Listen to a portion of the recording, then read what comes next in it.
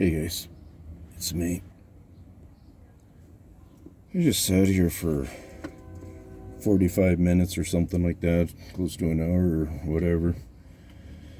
I was connected into live, hadn't finished the full interaction, but I think a few people did come by to see if I was coming on. I was sitting there watching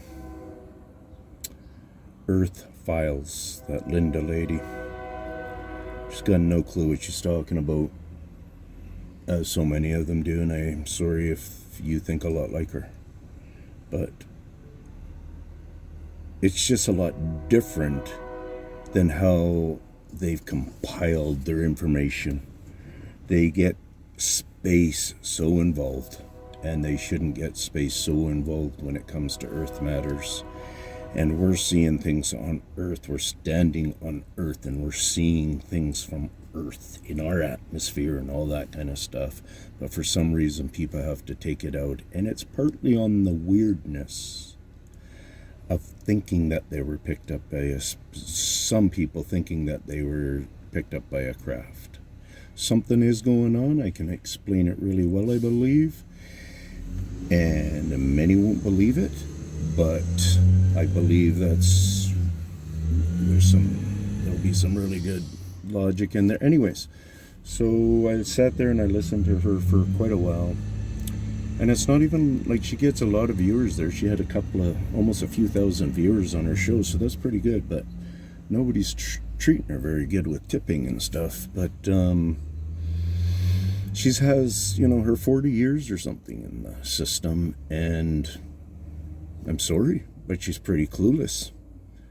And I look like that because I had my other phone going, like I was gonna go live and then use this. But the thing is, she's skilled. She's a skilled I'd love to educate her, is what I'd love to do. I'm not trying to say she is dumb or stupid or anything like that. She's very educated. She's got a lot of information, and she would click. And she would be able to do this whole just adjustment like that, because things would fall into place for her mind. As I told her, put it like this. Why don't you look at it just like this for a few moments? And when I get a person to release and look at my concepts and understanding and data facts and my research facts and in video facts, and where I've gone over it and I've looked at it many times and so on and so forth, and got verifications where people send me back pictures of, of the perfectness of just seeing, like an ultimate look of a being. Like, it's not very hard to not see it. It's easy to see. And yeah, so when I get those verifications of, this is the one you're talking about, eh? Yeah, thank you. Thank you so much for showing me what you're calling out, and you're right on, thing like that, and it's happened more than once. And sometimes I'm surprised what people see. And it really goes to show how well some people can see. I hope they're not thinking that they're seeing it real awesome, because some of them are so kind of blurred out. You can, in my zone of being able to see, I can see pretty good now. Like even field study, just looking around, I can see pretty good.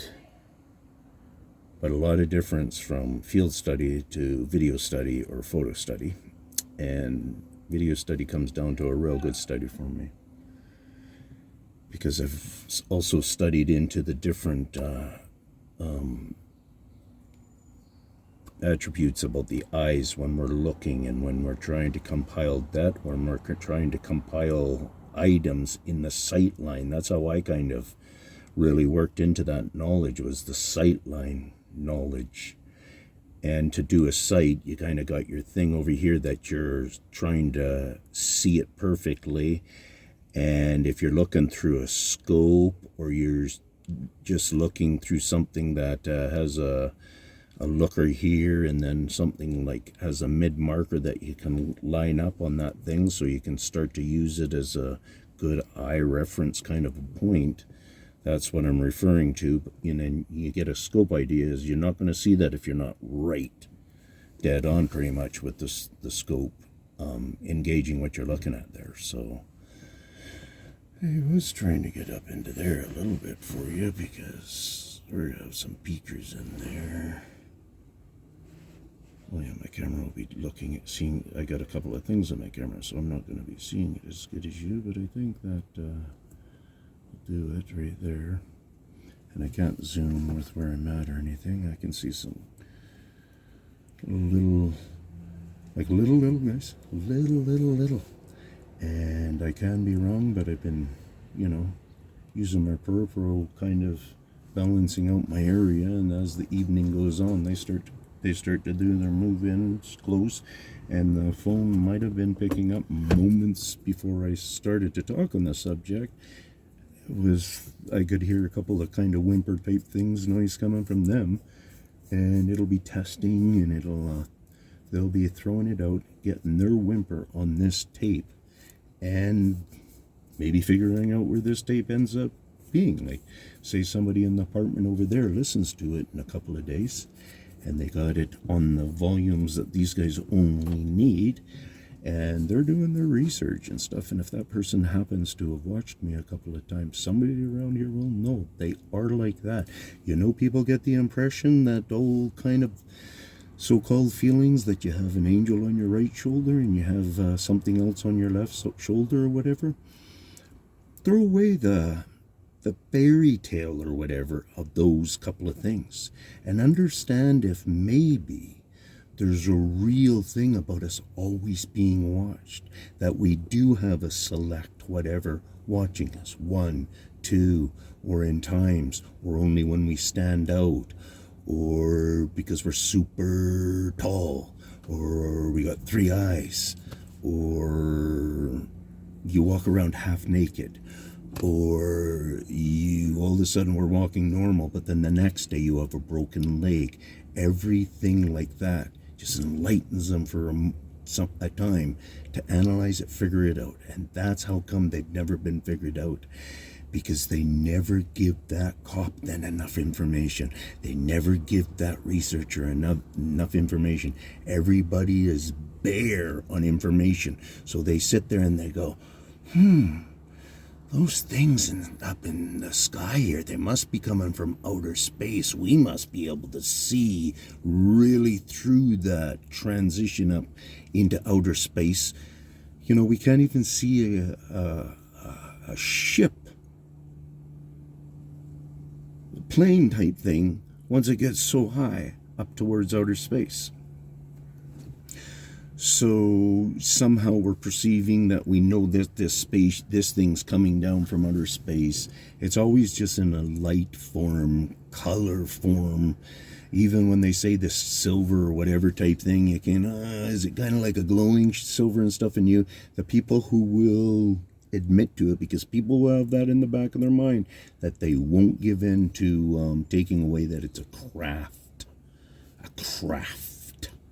And they didn't even put that in the name of another name that is unsensible, the unidentified aerial phenomenons instead of UFO. It's kind of like you change the name and you still don't even know to add anything. You didn't even add craft, because they're not willing to do that. They're not willing to say it's a drone craft, like a lot of people kind of throw out there, like maybe it's China or whoever with a drone craft, and so on and so forth. Well, that's not the case.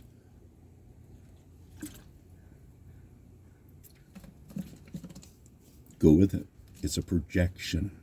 You remember the projectors that we used to use back in our days?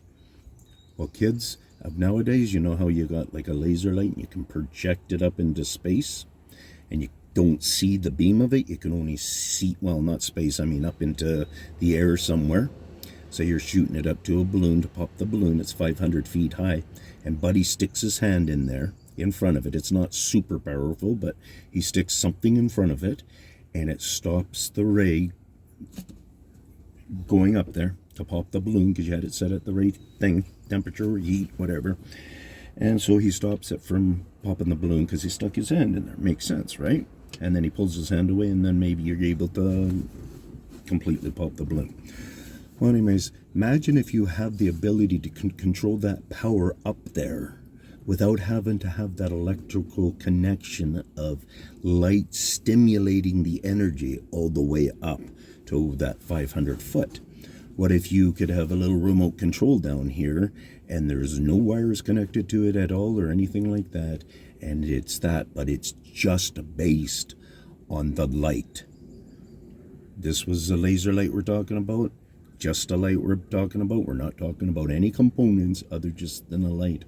Now imagine, just go there with your imagination. Because we can do laser light, that is the next step to having that light free and control. It's really close. So we've been able to manage to create this. Earth will only allow us to create what we're capable of creating on Earth.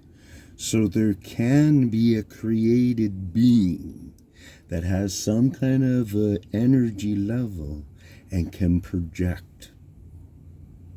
We feel like we can have a certain energy thing where it's not right locked inside us, that it's kind of here and stuff like that, and we can, we feel stuff to some levels, and we're just human.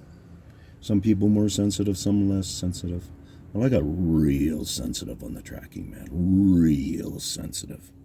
Beyond anybody's abilities in a compiled factual research, compiling data, study into these beings. Nobody really took, I didn't even bother getting into cementing footprints in my first episodes of just exploring out, me just doing it, me having that episode. I'm not really talking about a show episode. And I have this place where I call it my 21 days with Bigfoot. And I wasn't out there for every day on 21 days, but in 21 days, man, I had 3 real encounters. 2 of them I put